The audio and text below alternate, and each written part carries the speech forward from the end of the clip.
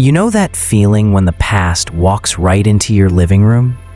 That's what happened the day I saw her face on TV. Her lips parted, eyes frozen, like she'd seen a ghost. Only the ghost she saw was me. I didn't smile out of pride or revenge.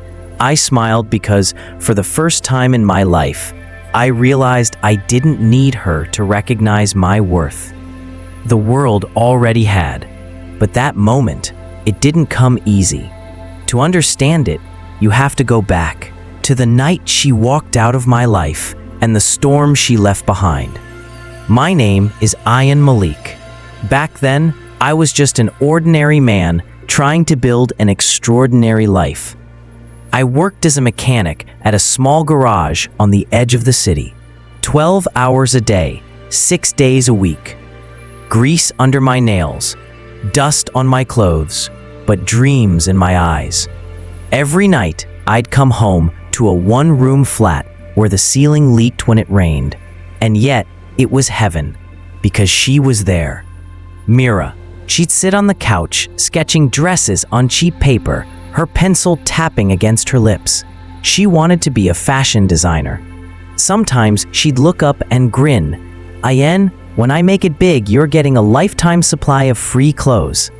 I'd laugh, wiping sweat off my forehead. Deal, as long as you don't forget to make me dinner too. Oof, she'd roll her eyes. Typical man.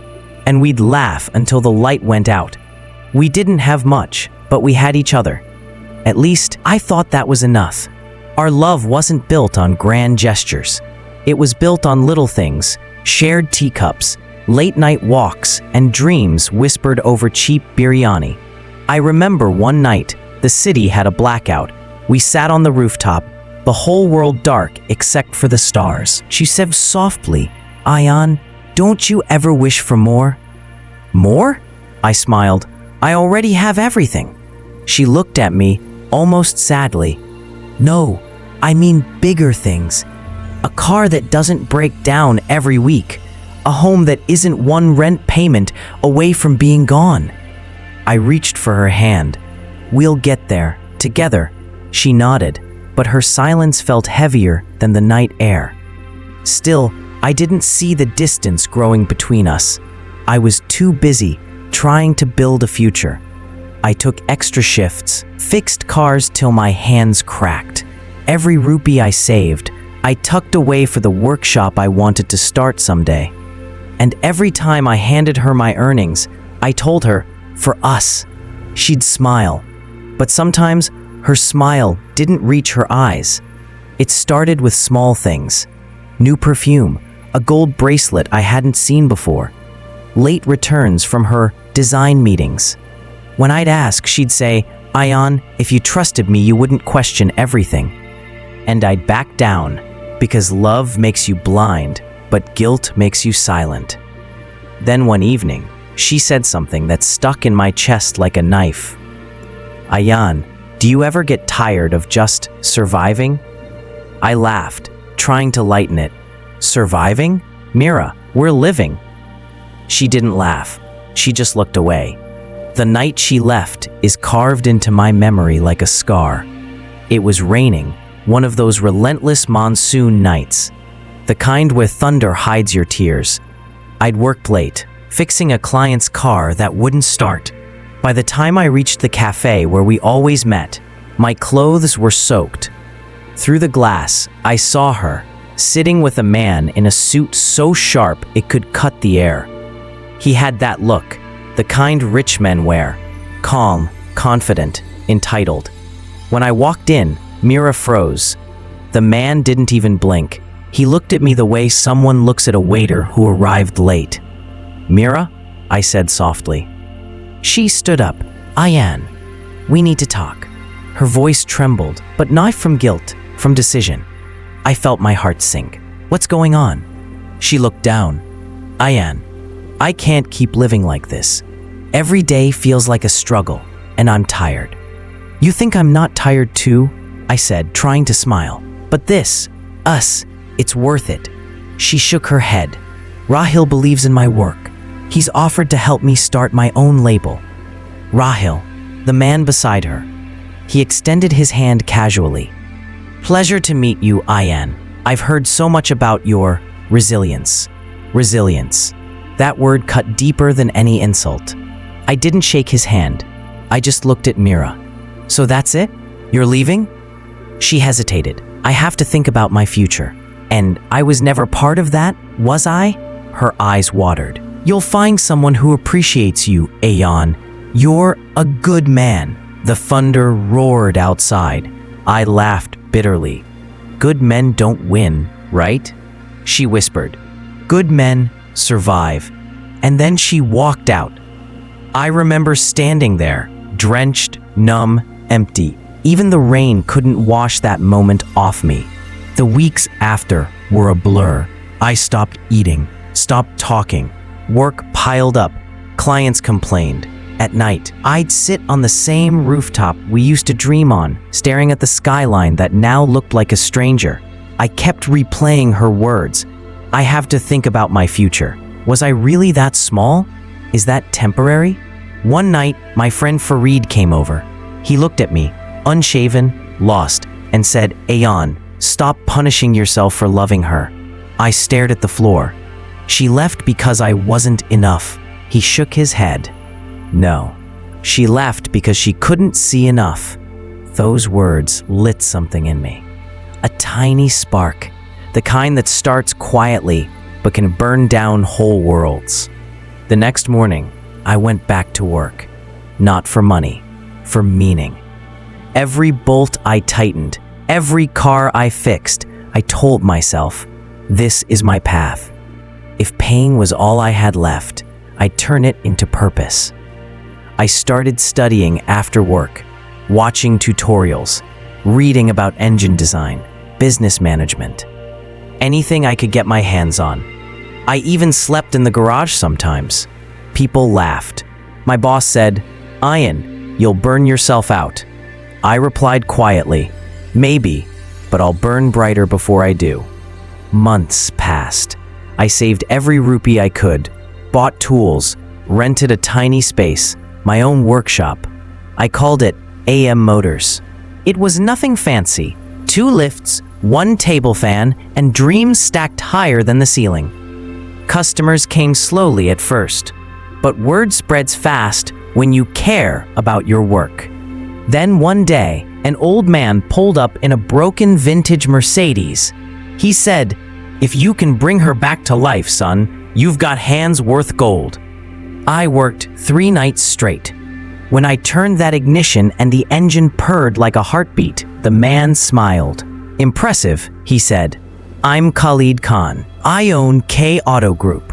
Call me if you ever need an opportunity." At the time, I thought he was just being polite. I didn't know that moment would change my life. A year later, I got a call. It was Mr. Khan. "Ayan," he said, "we're launching a new division, electric vehicles. I need someone hungry, someone who understands machines like they have souls." I froze. "Sir, are you offering me a job?" "I'm offering you a shot," he said. "The rest depends on you." And just like that, my life began again. Working for K Auto Group felt like stepping into another universe. Clean floors, gleaming machines, people who spoke in ideas instead of excuses.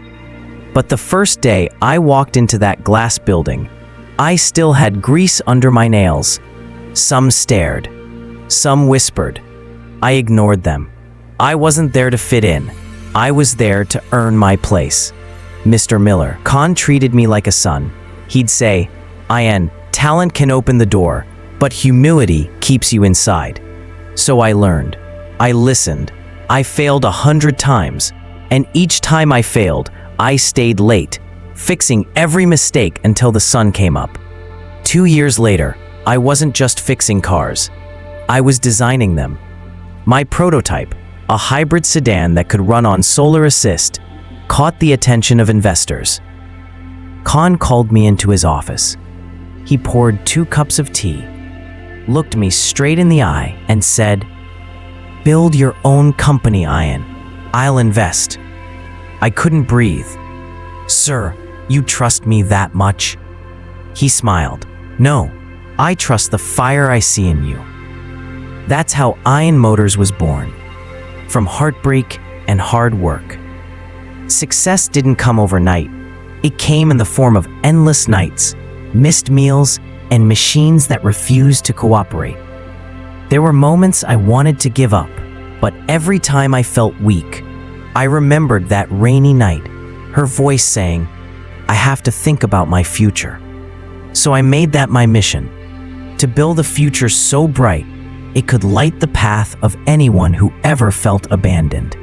I hired kids from small towns, people no one gave a chance to. One of them once asked me, "Sir, why do you trust people so quickly?" I smiled, because someone once didn't. 3 years later, Iron Motors launched its first production car. The same local TV channel that once ignored my workshop came to cover the event. When they asked me what success meant, I said, "It means turning pain into progress." Then came the night. Everything came full circle. I was nominated for Entrepreneur of the Year. My team was ecstatic. My mother cried, and I felt strangely calm. As I adjusted my tie backstage, I caught my reflection, the same eyes, but a different man. The host's voice echoed through the hall. And this year's Entrepreneur of the Year goes to Ian Malik, founder of Iron Motors. Applause thundered. Cameras flashed. I walked to the stage, heart pounding, not with pride, but gratitude. And that's when I saw her, front row, Mira. She looked exactly as I remembered. Only her smile was missing. Beside her sat Rahil, still in his expensive suit, clapping mechanically. For a second, time froze. Her eyes locked with mine. And in that moment, I felt no anger, just peace. I accepted the award, stepped up to the mic and said, "5 years ago, someone told me good men only survive. They don't win. Tonight, I stand here to say, good men do win when they refuse to stop believing in themselves." The hall erupted. I saw Mira wipe a tear. Maybe pride, maybe regret, but I didn't need to know. Later that night, I sat alone in my hotel room, the trophy gleaming under the lamp. My phone buzzed. A message from an unknown number. "I saw you on TV. You deserve everything, Ian." I stared at it for a while. The number, it was hers. My fingers hovered over the screen before I finally typed back, "So did we, Mira. We both got what we chose." No typing dots appeared. No reply came. And somehow, that silence felt like closure. 3 years passed. Iron Motors went international. We opened factories in 2 countries, launched eco-friendly bikes, and partnered with universities for scholarships. One afternoon, I stopped by a local mall to buy a gift for my mother. And there she was again, Mira, standing near a boutique store, looking at mannequins wearing her designs. Her label had survived. Modest, not glamorous, but hers. For a moment, we just stared, strangers with shared history. She broke the silence. "You really did it, Ian." I smiled gently. "No, we did. You leaving was the best thing that ever happened to me." She laughed softly, eyes glistening. "I always knew you'd make it. I couldn't wait to see it." "I know," I said. "We all take different roads to learn the same truth." She nodded, smiled faintly, and walked away. This time, it didn't hurt. It just closed a chapter.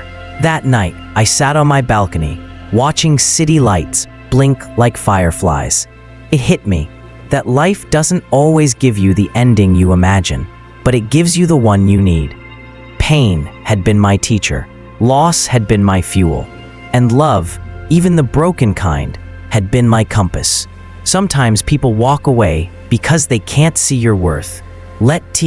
Your worth isn't meant to be seen, it's meant to be built. Don't chase those who leave. Chase the version of yourself that rises after they do.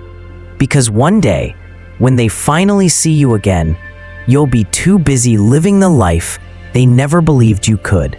Subscribe for more stories like this.